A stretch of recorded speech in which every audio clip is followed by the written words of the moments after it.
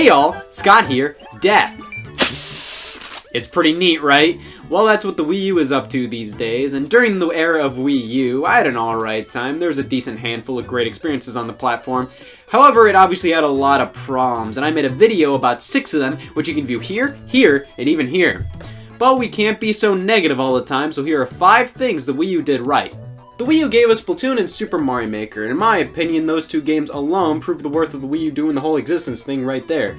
It's just a shame because if those 2 games came out around launch period, then I think the Wii U would have sold much better. Definitely not Wii numbers, but closer to GameCube and Nintendo 64.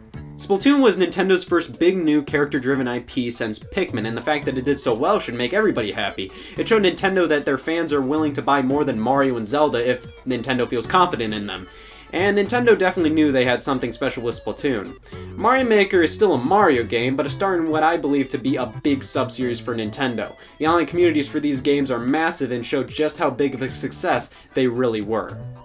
The coolest feature touted by the Wii U, other than that TV remote on the gamepad, was Asymmetrical Multiplayer. So many great ideas were implemented into multiplayer attractions in Nintendo Land, and while it didn't do anything to prove to people why the gamepad was crucial to gaming, it was still super fun and was something only the Wii U could do locally straight out of the box.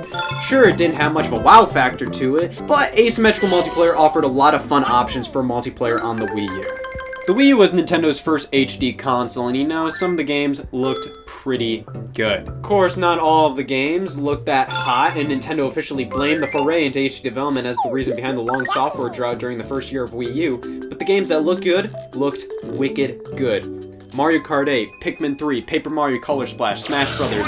These games all looked gorgeous, and they definitely helped the Wii U look better than it usually did in comparison to the Xbox One and PlayStation 4. Nintendo Directs were Nintendo's primary method of relaying information to those fans throughout the Wii U generation. Now, many people could argue that Nintendo Directs aren't good, as they were only prominent through the Wii U generation, the same generation Nintendo had record losses in. But I think for the fans, they were great. They were basically mini E3s every 2 months or so with Nintendo charm, spunk, and residue. And the build-up before one, man, that was awesome! Nintendo Directs are just a lot of fun, and none of them are home runs by any means, but I still think they're proficient ways to relay information to fans about upcoming projects, and with a global company like Nintendo, pre-recorded video streams are the way to go. If you watch my video on why the Wii U failed, which you can catch here, and down there, you'll know that one of my biggest talking points was the fact that the 3DS and Wii U software libraries were vastly the same. But even my arrogance for being right can't stop me from telling you guys that there's a ton of games on the Wii U that I just had a fun romp and a half with. And these games include Pikmin 3, the nerve of this game being so neat. Pikmin 3 is marvelous. It's beautiful and plays like a dream. Super Smash Brothers for Wii U. Best Smash game, approach me with Edge, I dare you. Mario Kart 8, one of the best Mario Karts, right up there with Double Dash. Splatoon, an amazing accomplishment for a new IP. Oh man, how can I hold all these games with just 2 hands?